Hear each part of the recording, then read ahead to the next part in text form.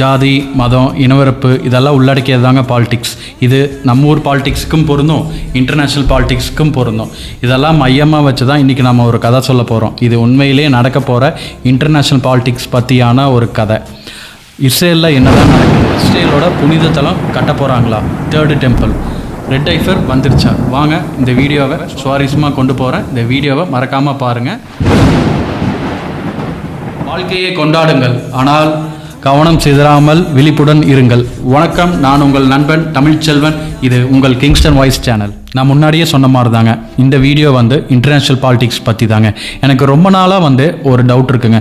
இஸ்ரேலும் பாலஸ்தீனும் ஏன் சண்டை கட்டிக்கிறாங்க? சரி, இதை பற்றி நம்ம தெரிஞ்சுக்கலான்னு உள்ளே போய் பார்த்தோம்னா கிட்டத்தட்ட இந்த கதை 4000 வருஷம் 5000 வருஷம் ஏஸ்து பிறக்காததுக்கு முன்னாடி இருந்து இந்த கதை இருக்குங்க. ஜெருசலேம் 2 மதத்துக்கும் பொதுவான புனித ஸ்தலமாக இருக்குது. இப்போ வேணால் 2 மதமும் சண்டை கட்டிகிட்டு இருக்கலாம். ஆனால் இந்த 2 பேருமே ஒரு தகப்பன் வழி வந்தவங்க தான். இவர் யாருன்னா ஆபிரகாம். கிறிஸ்டியன்ஸ் இவரை ஆபிரகாம்னும், ஜூயிஸ் இவரை ஆபிரகாம்னும், ஆனால் முஸ்லீம்ஸ் இவரை இப்ராஹிம்னு சொல்கிறாங்க. ஆபிரகாமுக்கு 2 பசங்க இருக்காங்க. ஒன்று ஐசக், இன்னொன்று இஸ்மவேல். ஐசக்கில் வழி வந்தவங்க தான் இப்போ இருக்கிற ஜூயிஸ். ஃபர்ஸ்ட் டெம்பிள் இது கிமு கிறிஸ்துவுக்கு முன் 957 மன்னர் சாலமனால் கட்டப்பட்டது. இதுதான் யூதர்களுடைய முக்கிய கோவிலாகும். பின்னர் யூதர்களுக்கும் பாபிலோனியருக்கும் நடந்த பிரச்சனையால் பாபிலோனியர்கள் அந்த ஃபர்ஸ்ட் டெம்பிளை இடித்தார்கள். பின்னர் யூதர்களையும் சிறைப்படுத்தப்பட்டு நாடு கடத்தப்பட்டார்கள். பின்பு பாபிலோனர்களை ரோம படைகள் வென்றது. அப்போது கிமு 536, அதாவது முதல் கோவிலை இடித்து 400 ஆண்டுகளுக்கு பின் ரோம படைகளை வைத்து 2ஆம் கோவிலை கட்டினார்கள். 2ஆம் கோவிலை கட்டி 450 ஆண்டுகள் கழித்து இயேசு கிறிஸ்து வந்தார்.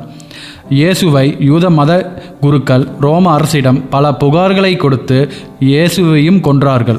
அப்போது இயேசுவின் சாபத்தால் என்னவோ மறுபடியும் ரோம அரசுக்கும் யூதர்களுக்கும் பிரச்சனை ஆரம்பமானது. அப்போது ரோம படைகள் யூதர்களை நாடு கடத்தி 2ஆம் கோவிலையும் இடித்தார்கள். 2 கோயிலும் இடித்ததுக்கப்புறம் இப்போ வரைக்கும் 3ஆவது கோயில் கட்டப்படவில்லை. வாங்க இந்த 3ஆவது கோயில் கட்டுறக்கு என்னென்னலாம் ஸ்டெப்ஸ் எடுத்திருக்காங்க இந்த வீடியோவில் பார்க்கலாம். 3rd டெம்பிள் கட்டுவதற்கு ஒரு இன்ஸ்டியூட் இருக்குது. அதோட பெயர் தான் டெம்பிள் இன்ஸ்டியூட் மற்றும் டெம்பிள் மவுண்ட். அவங்க அந்த டெம்பிள் கட்டுவதற்காக சில சடங்குகளை செய்ய தயாராகி விட்டார்கள். அதற்கு 2 மில்லியன் தங்க மெனோரா மற்றும் 5 ரெட் பைஃபர் மாடுகளை கொண்டு வரப்பட்டது. இது 3ஆம் கோவிலிற்கு கட்டுவதற்கு முன் செய்ய வேண்டிய சடங்காகும்.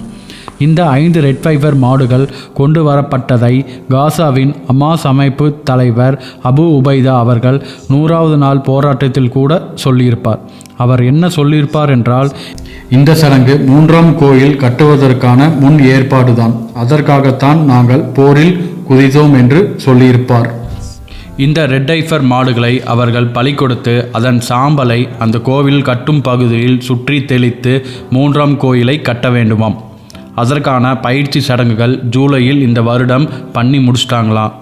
அதிகாரப்பூர்வமான சடங்குகளை 2026 மார்ச் மவுண்ட் ஆலிஸில் நடத்த ஜூயிஸும் எவலாஞ்சி கிறிஸ்டியனும் முன் ஏற்பாடுடன் காத்து கொண்டு இருக்கிறார்களாம். இப்போது இந்த 3rd டெம்பிள் கட்ட அமெரிக்கா மற்றும் இஸ்ரேலின் இன்வால்மெண்ட்டை பார்ப்போம்.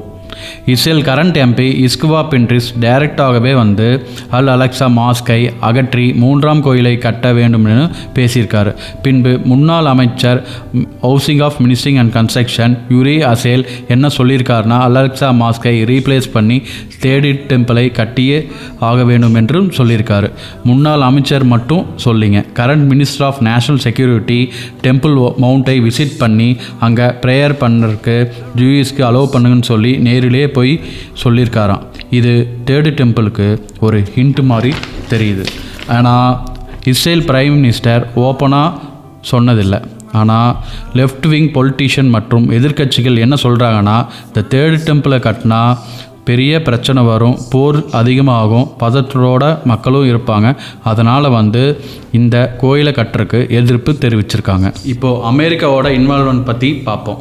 டொனால்ட் ட்ரம்ப் முதல் முறையாக அமெரிக்கன் பிரசிடெண்ட் ஆனப்போ அவர் இடிக்கப்பட்ட 2nd டெம்பிள் வெஸ்டர்ன் வாலை தொட்டு அங்கிருக்கும் ஜூயிஸுடன் 30 seconds putting his hand on those very smooth down டெம்பிளை விசிட் பண்ண முதல் அமெரிக்கன் பிரசிடென்ட் ட்ரம்ப் ஆகும். இது மே 22, 2017 நடந்தது. இப்போது மறுபடியும் ட்ரம்ப் பிரசிடென்ட் ஆயிருக்காரு. அதனால் இன்னும் பதற்றம் அதிகரிக்கும். ட்ரம்ப் அவலாஞ்சி கிறிஸ்டியன் தாங்க. அவலாஞ்சிகள் கிறிஸ்டியன் மற்றும் ஜூயிஸ் தாங்க தேர்டு டெம்பிளுக்கு சப்போர்ட் பண்ணுறாங்க. அவங்க இந்த தேர்டு டெம்பிள் எதுக்காக கட்டுறாங்கன்னா மெஷியாவின் வருகைன்னு நம்புகிறாங்க. மெஷியானா கடவுள் இல்லைன்னா தூதர் ஆகும். பட் அமெரிக்கா எந்த ஒரு அஃபிஷியல் ஸ்டேட்மெண்ட்லேயும் தேர்டு டெம்பிள் கட்டுறதுக்காக எந்த டீட்டெயிலும் சொல்லலை. ஆனால் இப்போது பிரசிடெண்ட்டாக இருக்கிற ட்ரம்ப் காசா பீப்புள் பேலஸ்டைனை விட்டு வேறு நாட்டுக்கு அனுப்ப வேண்டும்னு ஓப்பனாக நிறைய தடவை சொல்லியிருக்காரு. மேலும் பேலஸ்டைன் மக்களை விரட்டி அடித்து அந்த இடத்தில் ஒரு ரியல் எஸ்டேட் ப்ராஜெக்ட் பண்ண போகிறோம்னு ஓப்பனாகவே சொல்லியிருக்காரு. அப்போது நமக்கு என்ன யோசிக்க தோணுதுன்னா, பேலஸ்டைன் மற்றும் முஸ்லீம் மக்களை வெளியே அனுப்பிவிட்டு அல்லாஸ்கா மாஸ்கை மட்டும் விட்டு வைப்பார்களா? மக்களே இல்லை, அங்கே எதுக்கு பள்ளிவாசல் எதற்குன்னு கேள்வி வருது. இதெல்லாம் பார்க்கறக்கு தேர்டு டெம்பிளுக்கு ஹிண்ட் மாதிரி இருக்குது. இதெல்லாம் விடுங்க. முக்கிய முஸ்லீம் குருமார்கள் என்ன சொல்கிறாங்கன்னா, இவங்க பண்ணுறது அனைத்துமே ஒரு கடவுளுக்கானது இல்லை. இது எல்லாமே தீய சக்தியை கொண்டு வரக்காக செயல் மாதிரி தெரியுதுன்னு சொல்கிறாங்க. ஆனால் அப்படி தீய சக்தி வந்துச்சுன்னா இயேசுவே பரப்பாருன்னு குருமார்களும் சொல்கிறாங்க. இதை பற்றி நிறைய தெரிஞ்சுக்க வரும் வீடியோக்களில் பார்க்கலாம். மேலும் அப்டேட்ஸ்க்கு இன்ஸ்டா பேஜையும் யூடியூப் சேனலையும் சப்ஸ்கிரைப் பண்ணிக்கங்க. இது கிங்ஸ்டன் வாய்ஸ் சேனல்.